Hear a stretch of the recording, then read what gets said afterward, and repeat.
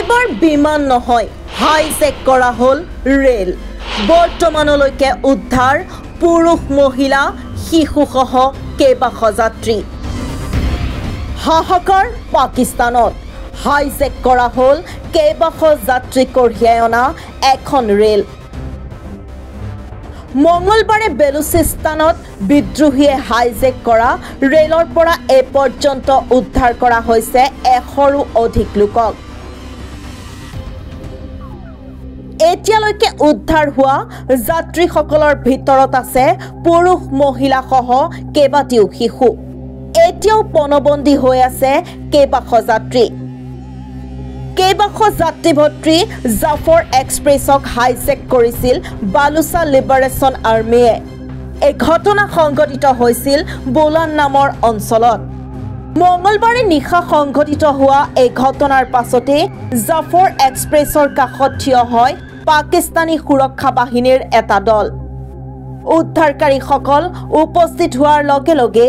বিদ্ৰোহীয়ে উদ্ধাৰকাৰী সৈনিকসকলক বাধা দিবলৈ বিস্ফোৰণ কৰে জাফৰ এক্সপ্ৰেছৰ এটা অংশ তাৰ পাছতে পাক সৈনিকৰ দলটোৱে অভিযান আৰম্ভ কৰে আৰু শিশু মহিলা সহ কেইবাশ যাত্ৰীক এই পৰ্যন্ত উদ্ধাৰ কৰে দলটোৱে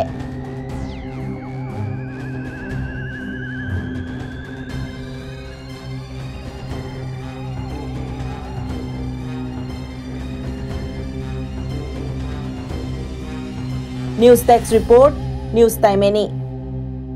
এইবাৰ বিমান নহয় হাইজেক কৰা হল ৰেল বৰ্তমানলৈকে উদ্ধাৰ পুৰুষ মহিলা শিশুসহ কেইবাশ যাত্ৰী হাহাকাৰ পাকিস্তানত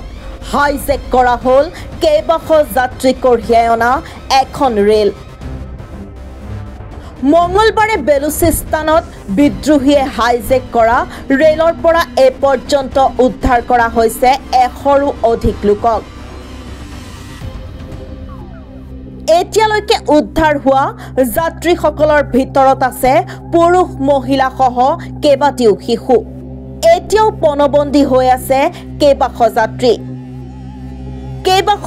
ভৰ্তি জাফৰ এক্সপ্ৰেছক হাইজেক কৰিছিল বালুচা লিবাৰেশ্যন আৰ্মিয়ে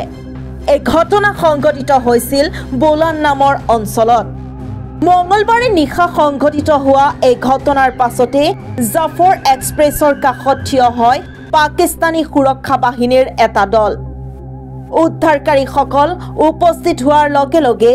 বিদ্ৰোহীয়ে উদ্ধাৰকাৰী সৈনিকসকলক বাধা দিবলৈ বিস্ফোৰণ কৰে জাফৰ এক্সপ্ৰেছৰ এটা অংশ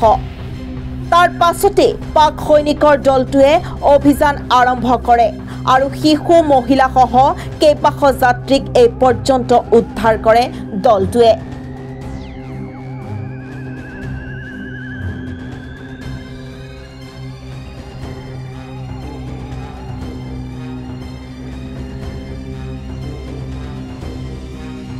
নিউজ টেক্স ৰিপৰ্ট নিউজ টাইম এনি